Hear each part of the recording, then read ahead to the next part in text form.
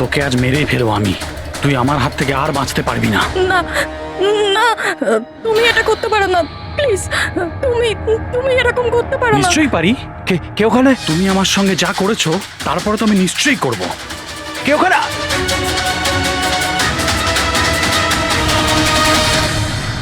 বাঁচাও বাঁচাও, please please help, বাঁচাও। তুমি এটা করতে পারো না, প্লিজ। কেউ আছো?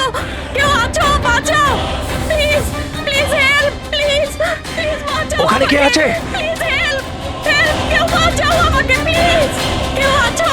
কেউ আছো? প্লিজ বাঁচাও আমাকে, প্লিজ হেল্প, কেউ আছো? শোনো শোনো, প্লিজ, লেগে যাবে আমার। এই কি করছো? এই তোমার হাতে ওটা কি? তুই নিজের কাজ কর। এই দেবো তোকে টাকা। তুমি এটা কি করছো? তোর মতো মেয়েরা না আমার কাছে ছেড়ে দাও। বললাম না, সর এখান থেকে।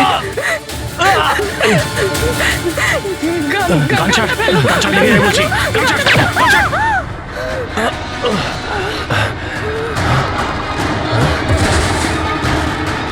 এই গুলি করে দিলে, গুলি করে দিল।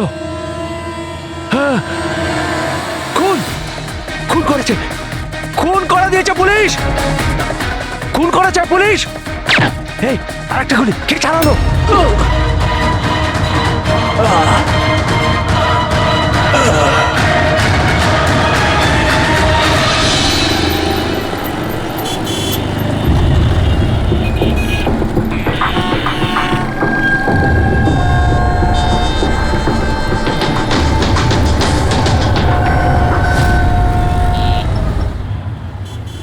মাফ করবেন, খুন আপনি দেখেছেন? কিন্তু আপনি দেখলেন কি করে? বলতে চাইছি যে আপনি তো দেখতে পাই না, তাই তো? হ্যাঁ, ওই আর কি, মানে বলতে চাইছি আপনি দেখলেন কি করে খুন হতে? এইটার সাহায্যে। এটার সাহায্যে? কি এটা? এটা সেন্সর গ্লাভস। এতে সেন্সর ফিট করা আছে, যার থেকে অদৃশ্য তরঙ্গ বেরিয়ে যায়। ওই তরঙ্গের সামনে যা কিছু থাকে ওতে ধাক্কা খেয়ে ওগুলো ফিরে আসে। তাতে আমি জানতে পারি যে আমার সামনে কি হচ্ছে। মানে এক প্রকার এটা আপনার চোখের কাজ করে? হ্যাঁ, আপনি সেটা বলতে পারেন। আরে কিন্তু এটা এটা কি করে হতে পারে? হতে পারে। এক মিনিট,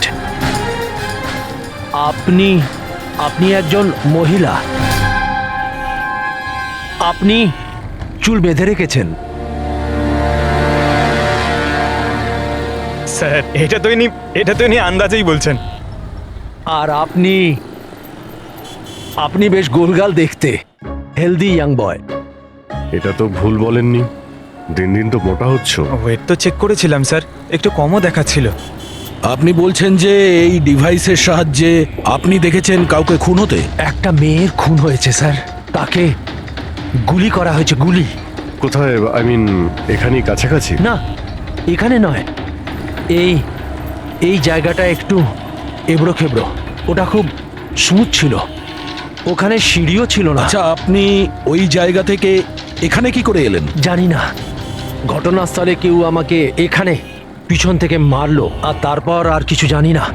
চোখ খুলে দেখলাম আমি এখানে। সঞ্জীব বাবু, কাল রাতে কি হয়েছিল আপনি আপনি ডিটেলসে বলুন আমাদের। আসলে আমি কাজ থেকে ফিরছিলাম, আর তখন আমার অটোটা একটা সিগন্যালে দাঁড়ায়। হে হে, ওদিকে কি, ওদিকে কি কি?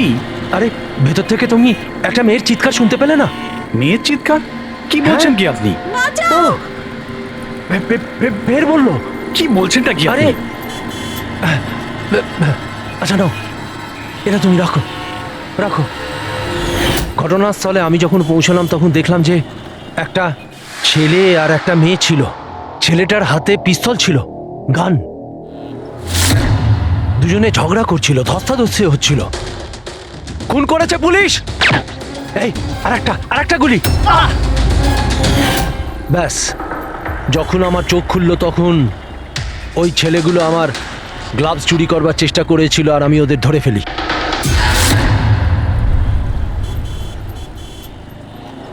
আর আপনি অজ্ঞান হয়ে যাওয়ার পরে খুনি আপনাকে এখানে নিয়ে এসছে আর এখানে ফেলে পালিয়ে গেছে। হ্যাঁ, হতে পারে। আচ্ছা, ওই জায়গাটা কোথায় যেখানে মেয়েটার গুলি লেগেছিল? না স্যার, আমি জানি না। আচ্ছা, আন্ধারিতে ওই অটো যে সিগন্যালে দাঁড়িয়েছিল, যেখানে আপনি মেয়েটার চিৎকার শুনেছিলেন, সেই জায়গাটা জানেন আপনি? মনে আছে?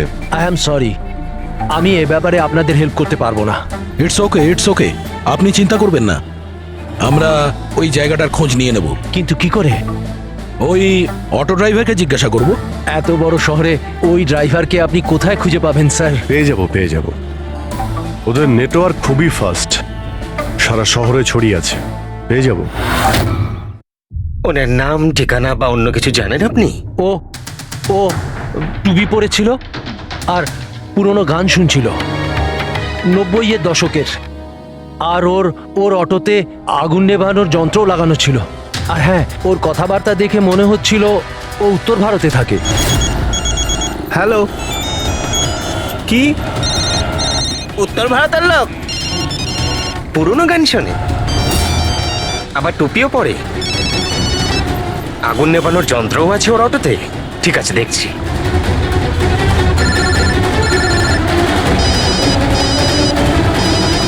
হ্যালো। হ্যালো রাজু, হ্যাঁ ভাই। সিআইডি অফিসারেরা একজন অটো চালককে খুঁজছে যে টুপি পরে আর ওর গাড়িতে নাকি একটা আগুন নেভানোর যন্ত্র লাগানো আছে। টুপি ঋষিদ হবে ভাই। হ্যাঁ রাজু, বল। ঋষিদ, কাল রাতে কি আন্ধেরির কোনো সিগন্যালে ছিলিস? হ্যাঁ ছিলাম তো, বল। ওখানে কোনো প্যাসেঞ্জার নেমেছিল নাকি? হ্যাঁ, কিন্তু ও তো অন্ধ ছিল। কি হয়েছে নাকি বল? আরে ওর সাথে একটা দুর্ঘটনা ঘটে গেছে। সিআইডির লোকেদেরকে নিয়ে এসেছে, তোর সাথে দেখা করতে চায়। সিআইডি? সঞ্জীব বাবু, দেখে বলুন তো যে এই অটোওয়ালা কিনা। মনে পড়ছে কিছু আপনার? হ্যাঁ স্যার, ইনিই তো ছিলেন। হ্যাঁ, এই ছেলেটা। স্যার, আমি কিছু করিনি স্যার, আমি কোনো চিৎকার শুনিনি স্যার। হ্যাঁ স্যার, ইনি চিৎকার শুনেছিলেন, কিন্তু আমার স্ত্রী অসুস্থ ছিল, আমার হসপিটাল যাওয়ার ছিল, তাই আমি ওনাকে ছেড়ে চলে গেছি। আরে ভয় পেও না, তোমায় কেউ কিচ্ছু বলবে না। তুমি বলো এই লোকটাকে তুমি কোথায় নামিয়েছিলে? এই তো এই সিগন্যালে ছেড়েছি স্যার। তারপর ওই সিগন্যাল থেকে কোন দিকে গিয়েছিলেন উনি? এই সামনের গলিটার মধ্যে স্যার। ঠিক আছে, তুমি যাও। Thank you very much, thank you. আসুন। আসুন সঞ্জীব বাবু। অটোওয়ালা আপনাকে এই গলির মধ্যে আসতে দেখেছিল। এখানে দুটো রাস্তা আছে, একটা এটা আর একটা ওটা।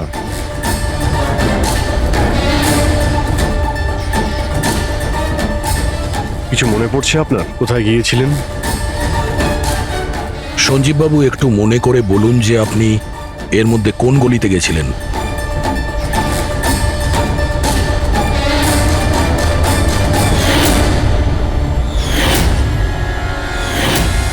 একটা পাখির মতো দেখতে মূর্তি ছিল। চলো আমরা এখান থেকে শুরু করি। সামনে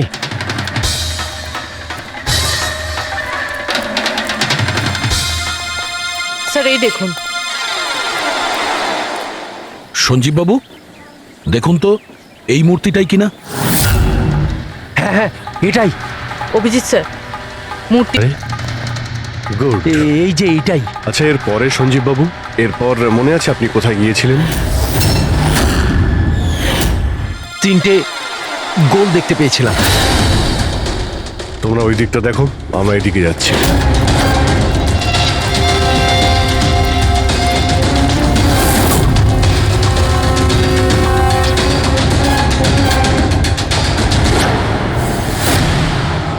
স্যার,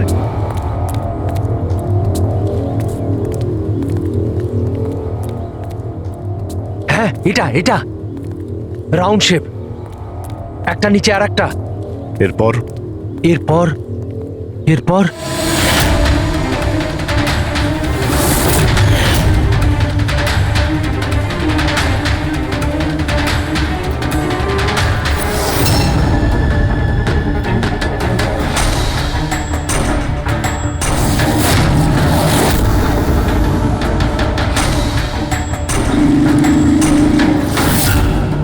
এদিকে এদিকে, এই যে। সাবধানে। আরে স্যার, ঘুরে ফিরে সেখানেই চলে এলাম যেখান থেকে শুরু করেছিলাম। আরে সেই জন্যই তো উনি চিৎকার শুনতে পেয়েছিলেন।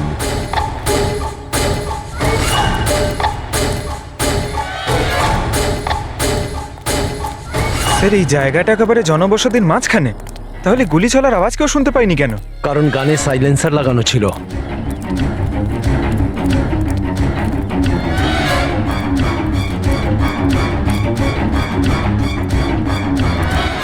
আসুন, একটা স্টেপ আছে, সাবধানে।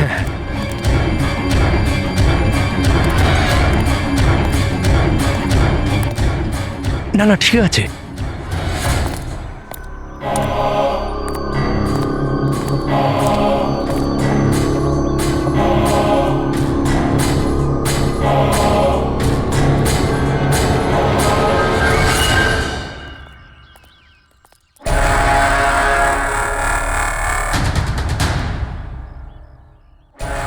কি হলো?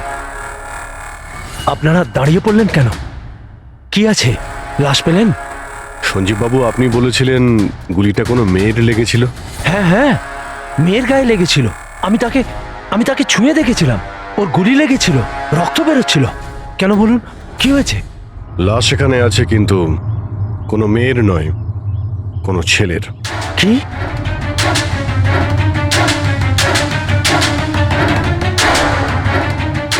Is dead. মনে হচ্ছে সেই যে ওই মেয়েটাকে মারার চেষ্টা করেছিল। স্যার, ওনার কথা অনুযায়ী এখানে দুটো গুলি চলেছিল। হয়তো হয়তো এই দ্বিতীয় গুলিটায় মারা গেছে।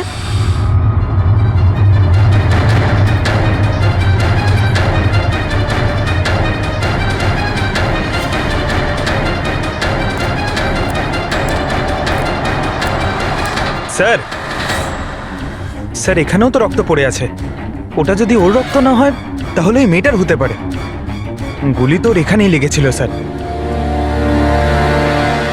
যদি মেয়েটার এখানে গুলি লাগে তো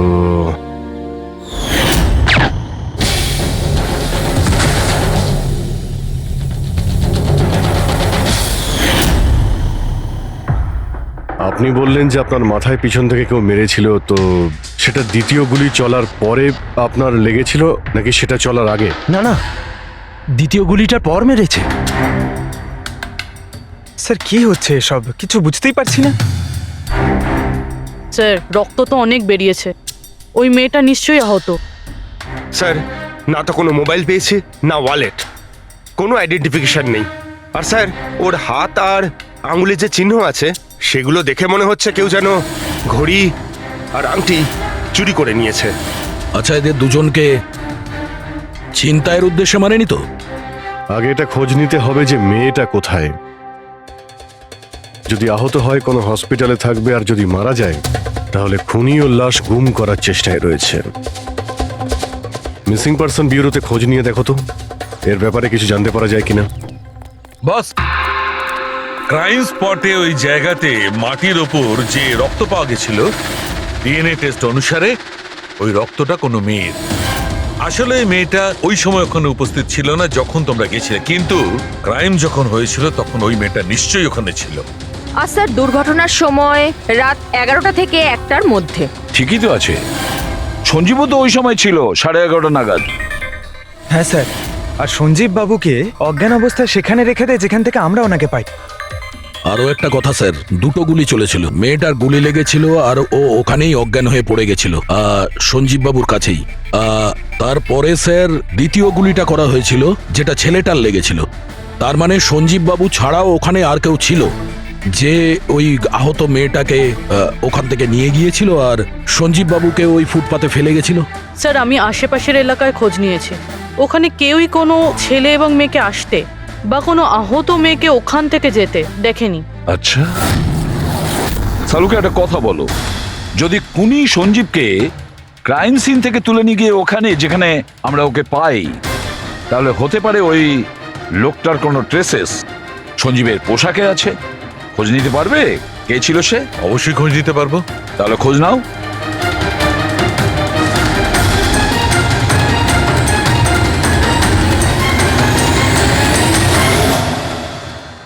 স্যার, লাশ শনাক্ত করা গেছে। ওর নাম হলো অনিকেত স্যার, আর ওর বাড়ির লোকজনও হারিয়ে যাওয়ার রিপোর্ট লিখিয়েছিলেন। অনিকেত, দেখুন আপনার ভাই অনিকেতের বডি আমরা বন্ধ কারখানায় পেয়েছিলাম। আপনারা কি বলতে পারবেন উনি কেন এখানে এসেছিলেন? আপনার ভাইয়ের খুন হয়েছে। আশা করব আপনারা আমাদের কাছে কিছুই লুকোবেন না। যদি আপনারা সত্যি না বলেন তাহলে আমরা তো খুনিকে ধরতেই পারবো না। স্যার এরকম কিছু নয় স্যার, গত কয়েকদিন ধরে খুবই অদ্ভুত বিহেভ করছিল। অদ্ভুত মানে? প্রায় বাইরে থাকতো স্যার, সারাদিন। আমরা অনেকবার জিজ্ঞাসা করার চেষ্টা করেছি, কিন্তু কিচ্ছু বলতো না। গতকাল সকালেও 11টা নাগাদ চলে গেছিল। কোথায় গেছিল কিচ্ছু বলেনি। সারা দিন ধরে স্যার ঘরে ফেরেনি। সকালে উঠে দেখি সারা রাতেও বাড়ি ফেরেনি। তারপরে গিয়ে আমি পুলিশের কাছে কমপ্লেন করি। তো সারাটা দিন ফোনে কোনো কথা হয়নি? স্যার আমি ওকে সারাদিন ধরে ফোনে কল করছিলাম, কিন্তু ফোনেই পাচ্ছিলাম না ওকে। এরকম কবে থেকে চলছিল? স্যার জানি না কবে থেকে। গত কয়েক বছর ধরে তো সিঙ্গাপুরেই ছিল। এই তো কিছু মাস আগেই ইন্ডিয়া এলো, তখন থেকেই এরকমই বিহেভ করছিল। সিঙ্গাপুরে কি কাজ করতেন ইনি? ওখানে হোটেলে জব করতো। এ বিবাহিত ছিল? না স্যার, বিবাহিত ছিল না। কোনো মেয়ের সাথে এর সম্পর্ক ছিল? কারণ মরার আগে ও কোনো মেয়ের সঙ্গে ঝগড়া করছিল। জানি না স্যার, আমরা কিছুই জানি না এর কোনো মহিলার সঙ্গে কোনো অ্যাফেয়ার বা বন্ধুত্ব আছে কিনা, কিছুই জানি না।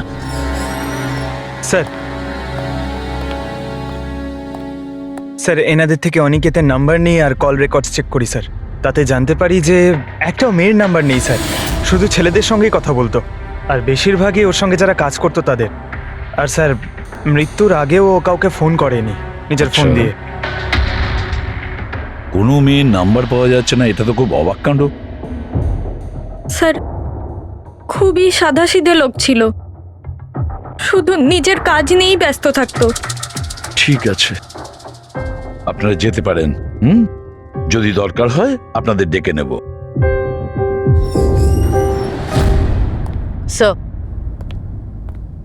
স্যার কালকে কারখানায় যাওয়ার আগেই অনিকেত সারা দিন একই জায়গায় ছিল।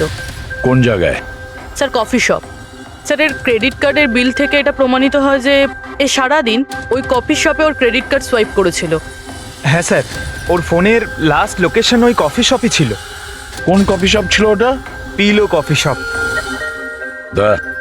যাও ওই পিলো কফি শপে আর খোঁজ না ও সারাদিন বসে কি করছিল। স্যার,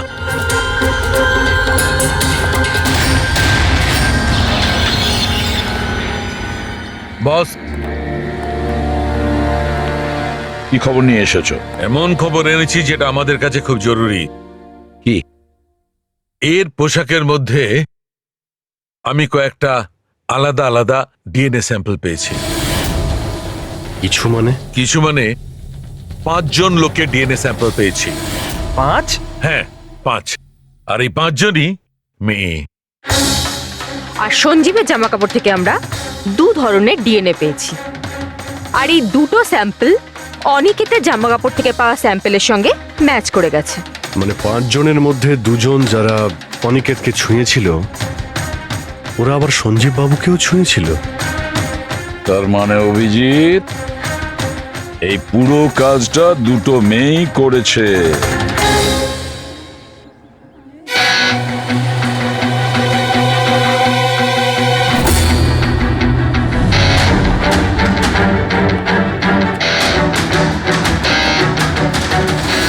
আচ্ছা, এই ছবিটা দেখুন, আপনি একে চেনেন? কালে সারাদিন এখানে আপনার ক্যাফেতেই ছিল। হ্যাঁ স্যার, এই কালকে সারাটা দিন এখানেই ছিল, আর রাতে এই ধরুন 10:30 আশেপাশে এখান থেকে বেরিয়েছিল। এ একা ছিল নাকি এর সাথে আরো কেউ ছিল? নিতু, এদিকে একটু এসো। এই ফটোটা একটু দেখো, এ কালকে এখানেই ছিল না? এনাদেরকে এটা বলো যে কালকে একা ছিল না, কারোর সাথে ছিল। ইনি তো অনিকেত। ইনি কখনো একা আসতেন না, সবসময় ভিড় নিয়ে আসতেন। মহিলা আর মেয়েদের ভিড়। আর শুধু কালই নয়, ইনি আমাদের রেগুলার কাস্টমার, প্রায়ই এখানে আসেন। আচ্ছা, ও রোজ একই মেয়ের সাথে আসতো না আলাদা আলাদা? আলাদা আলাদা আসতো স্যার, আর দিনে কম করে 3 থেকে 4 জন। খুবই পাকা খেলোয়াড় ছিলেন ইনি। একবার তো আমি ওনাকে জিজ্ঞাসাও করেছিলাম যে এতগুলো মেয়ের সাথে বন্ধুত্বটা হলো কি করে। তো উনি আমাকে বলেছিলেন যে ওনার মোবাইলে একটা অ্যাপ আছে, কোনো ডেটিং অ্যাপ। ওখানেই ওনার এই মেয়েগুলোর সাথে পরিচয়।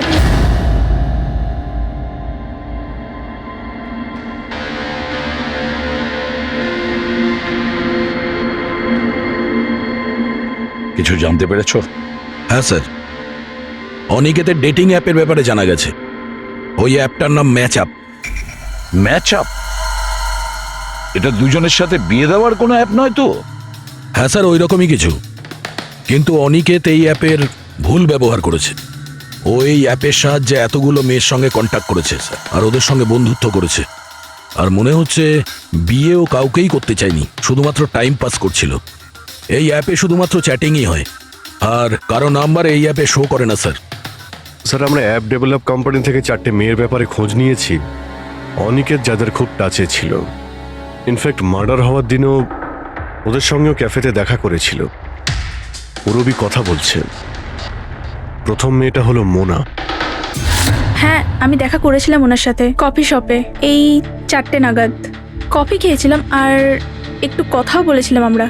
তারপর আমাকে বেরোতে হলো, আমার কিছু আর্জেন্ট কাজ ছিল। স্যার, এ বলছে যে কফি শপের পরে ও বিউটি পার্লারে গিয়েছিল, আর ওখান থেকে একটা মুভির প্রিমিয়ারে। দ্বিতীয় জন হলো রূপালী। তাহলে বলো, তোমার কি বক্তব্য?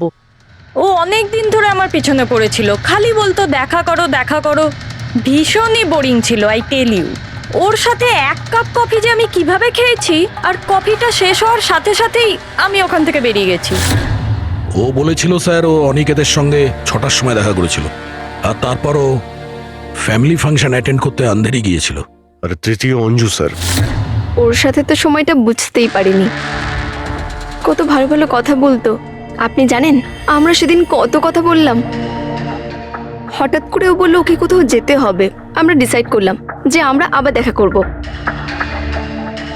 আর তারপর চলে গেল। এই মেয়েটা কফি শপ থেকে বাইরে বেরিয়ে হয়নি। এর স্টেটমেন্ট অনুযায়ী ও কফি শপেই বসেছিল কফি শপ বন্ধ হওয়া পর্যন্ত, 12টা অবধি। স্যার, এদের স্টেটমেন্ট আমরা ক্রস চেক করেছি, ঠিকই বলছে। স্যার, সঞ্জীববাবু বলছেন কোনো মেয়ের গুলি লেগেছিল।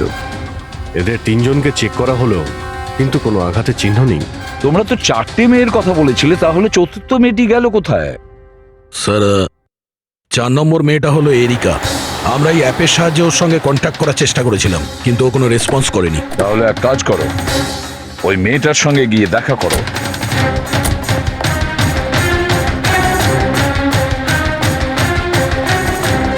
রজত, তাড়াতাড়ি রেডি হও। আর কত সময় নেবে? এতটা সময় তো মেয়েরাও নেয় না। আসছি বাবা, জাস্ট 2 মিনিট। Excuse me. হ্যাঁ বলুন, কাকে চাই? এরিকা। হ্যাঁ আমি, কিন্তু আপনারা? সিআইডি। সিআইডি? এসব কি? হ্যাঁ, কি হয়েছে স্যার?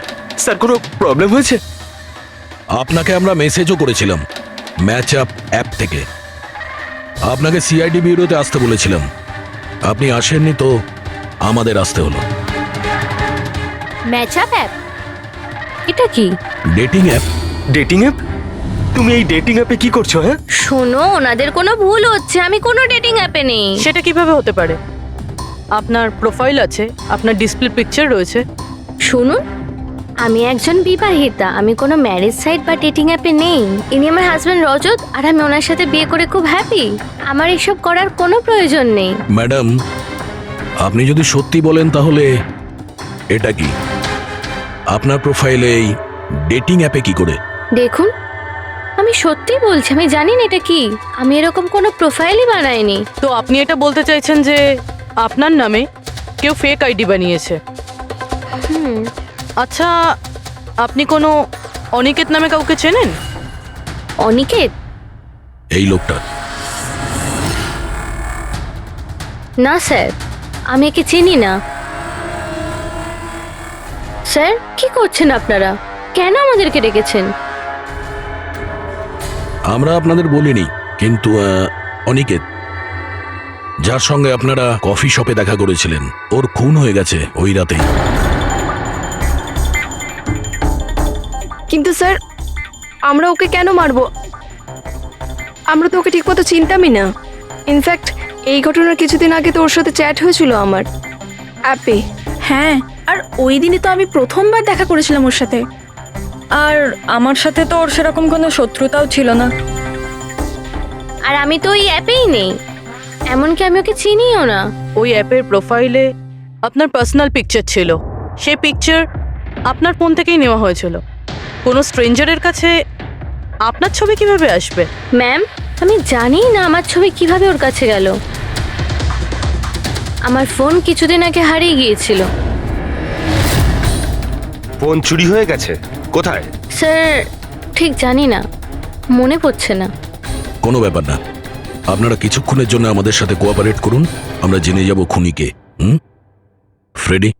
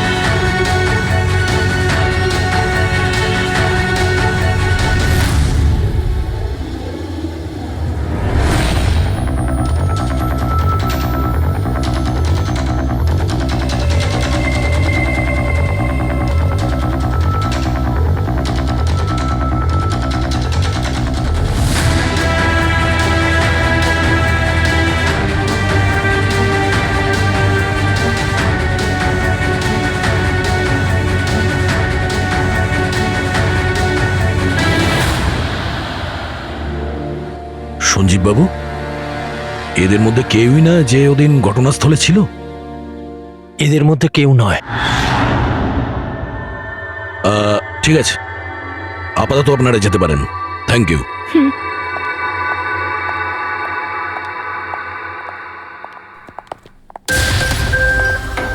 না স্যার, এদের মধ্যে তো কেউ না। স্যার, বাকি তিনজনের মতন ওরও কোনো চোট নেই, কিন্তু কিন্তু ওই মেয়েটার আঘাত ছিল, চলার অবস্থাই ছিল না।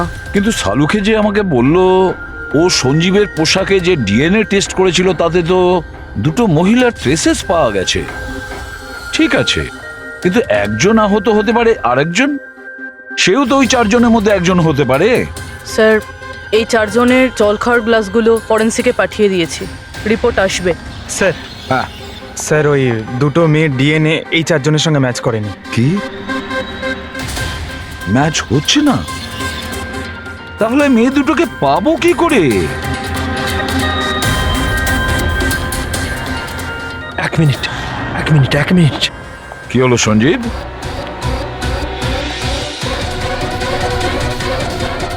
এসিপি স্যার, আমি এই গন্ধটা চিনি। গন্ধ? আমার আফটার শেভ মনে হয় স্যার। না না, এটা ওই গন্ধ যেটা আমি ঘটনাস্থলে পেয়েছিলাম, একদম ওটার মতো। কফি আর চা?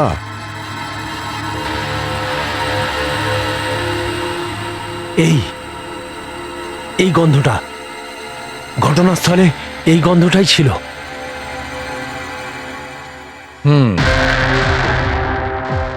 আর আমি পঙ্কজের জামার হাতার ওপরে কফির দাগ পেয়েছি।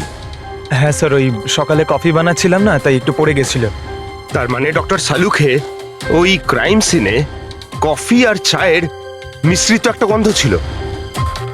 ক্রাইম সিনে না খুনির কাছে? চা আর কফির মিশ্রিত কোনো স্মেল তখনই আসে যখন সে বারবার চা আর কফি বানায়, যেমন কোনো কুক বা কেউ কফি শপে কাজ করলে, যেমন পিলো কফিতে। পুরো একটা কাজ করো, এরিকাকে জিজ্ঞেস করো যে ওর ফোন পিলো কফি শপের আশেপাশে হারিয়েছিল কিনা।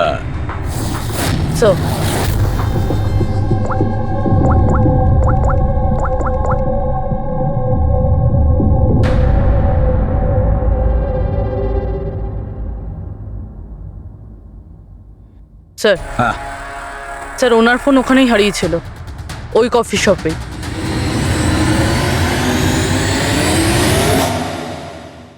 এই মেয়েটা এখানে প্রায়ই আসে না? হ্যাঁ, এনাকে দেখেছি তো এখানে। এর ফোনটা হারিয়ে গেছে। তো এর ফোনটা যখন হারিয়েছিল, এখানে ডিউটিতে কে ছিল?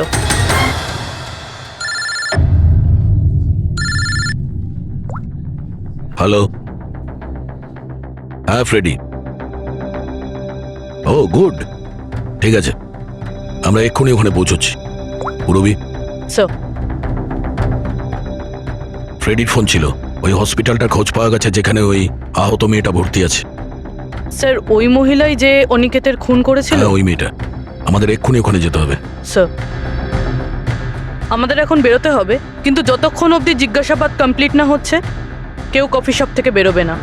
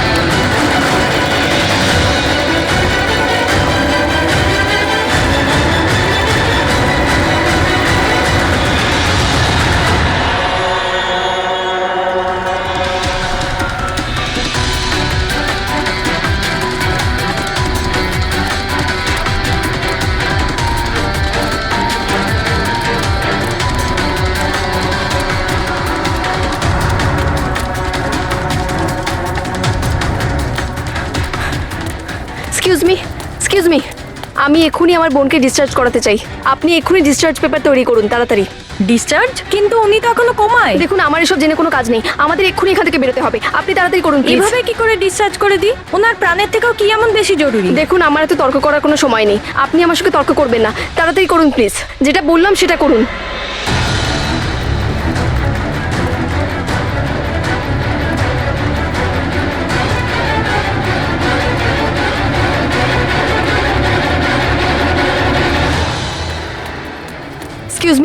এক্সকিউজ মি, আমার দিদি স্বপ্নাকে এক্ষুনি ডিসচার্জ করাতে হবে, এক্ষুনি। ওর বিলের টোটাল অ্যামাউন্টটা বলবেন প্লিজ।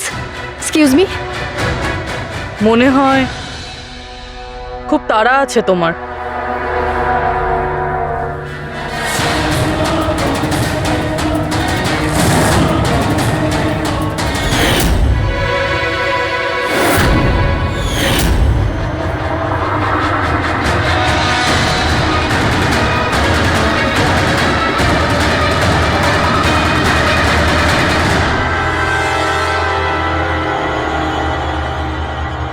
ক্যাফেতে ওই ফোন কলটা, ওটা আমাদেরই প্ল্যান ছিল।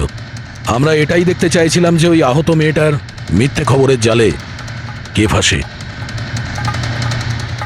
আর তুমি ফেসে গেলে। এটাও ভাবলে না যে সিআইডি তোমাকে ফলো করছে? তুমি নিজেই আমাদের এখানে নিয়ে এসেছো, আর তাই পালিয়ে কোনো লাভ নেই। সেই জন্য তোমার জন্য এটাই ভালো হবে, নিজের অপরাধ স্বীকার করে নাও।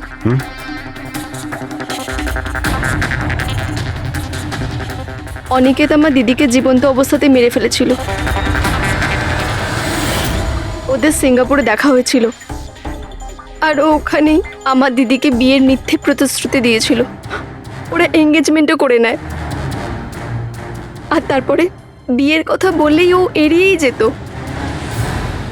আমার দিদি যখনই বিয়ের ডেট ফিক্সড করার কোনো কথা তুলতো, তখন সবসময় কোনো না কোনো অজুহাত দিতে শুরু করতো। আর এই ধরুন 6 মাস আগে ও বলল যে ওর মা নাকি খুব অসুস্থ, আর ওর মায়ের চিকিৎসার জন্য টাকার দরকার। আর আমার দিদি নিজের জীবনের সব সেভিংসটা দিয়ে দিয়েছিল। আর ও বলল যে ও সিঙ্গাপুর থেকে ফিরে এসেই আমার দিদিকে বিয়ে করবে। আর টাকা পয়সা নিয়ে অনিকেত সিঙ্গাপুর থেকে মুম্বাই আসে। হ্যাঁ, স্বপ্ন ওর অপেক্ষা করতে থাকলো, আর সেটাও পুরো 3 মাস ধরে। তারপরে একদিন আমি দেখলাম যে ও মুম্বাইয়ের ওই ক্যাফেতে ছিল, তাও আবার অন্য মেয়েদের সাথে। তার মানে ও স্বপ্নাকে বিয়ে করতেই চায়নি? না, ও স্বপ্নাকে ঠকাচ্ছিল। ও স্বপ্নার ইনকাম করা টাকা অন্য মেয়েদের পেছনে ওড়াচ্ছিল। আর আর ওর মাও কিন্তু অসুস্থ ছিল না, কারণ ওর তো কোনো মাই ছিল না। ওর মা তো অনেকদিন আগেই মারা গেছিলেন। তাই তুমি প্রতিশোধ নেওয়ার একটা প্ল্যান করলে। স্বপ্না তো আমার কোনো কথা বিশ্বাস করতে চাইতোই না। ওর ভালোবাসায় অন্ধ হয়ে গেছিল। ওর প্রমাণের দরকার ছিল। তাই অনিকেতের সত্যিটা সামনে আনার জন্য আমি এরিকার ফোন চুরি করি, আর ওর নাম দিয়ে আমি ম্যাচআপ অ্যাপে ওর ফেক প্রোফাইল তৈরি করি, আর অনিকেতের সঙ্গে চ্যাটিং করতাম। আর ও ইজিলি আমার ফাঁদে পড়ে যায়। তারপরে আমি ওকে ওই ফ্যাক্টরিতে আসতে বলি, আর তার সাথে স্বপ্নাকেও আসতে বলি, যাতে ও নিজের চোখে সব কিছু দেখতে পাক। কিন্তু ওই দিন যখন আমি ওখানে গেছিলাম, তখন আমি দেখলাম যে... এটা কি করছো তুমি? হিসেবটা শেষ করে দিচ্ছি। তুমি আমার সাথে যা করেছো তারই শাস্তি এটা। আমি সব জানি তুমি আমার টাকা কোথায় কোথায় খরচ করেছো, আর কত মেয়ের জীবন তুমি নষ্ট করবে। Aniket, please drop the gun. Aniket please, টাকা চাই তোর। তুমি এটা কি করছো? বেরো এখান থেকে, চুপচাপ বেরো এখান থেকে। আরে ছাড়ো ওকে, ছেড়ে দাও। ওকে বললাম না বেরো এখান থেকে।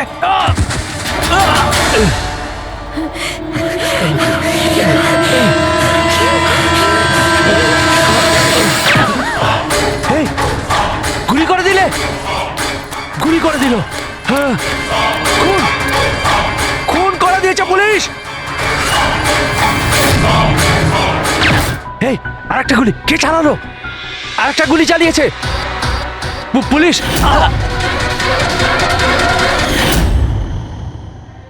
তুমি জানো, অনিকেতের লাশ পর্যন্ত আমাদের ওই সঞ্জীব বাবু পৌঁছে দিয়েছিলেন। উনি দেখতে পান না, কিন্তু ওনার ওই সংবেদনশীল দস্তানা, সেন্সিটিভ গ্লাভস চোখের থেকে কম না। প্রতিশোধ নেওয়ার জন্য তুমি অনিকেতকে খুনই করে দিলে, কিন্তু এখন তো সারা জীবন জেলেই কাটবে। আর তোমার বোন স্বপ্না, যার জন্য তুমি এই সব করলে, সে তো আগে থেকেই কোমাতে রয়েছে। আর যেদিনও কোমা থেকে ঠিক হবে, সেদিন তোমার কাছেই যাবে, জেলের গরাদের পিছনে।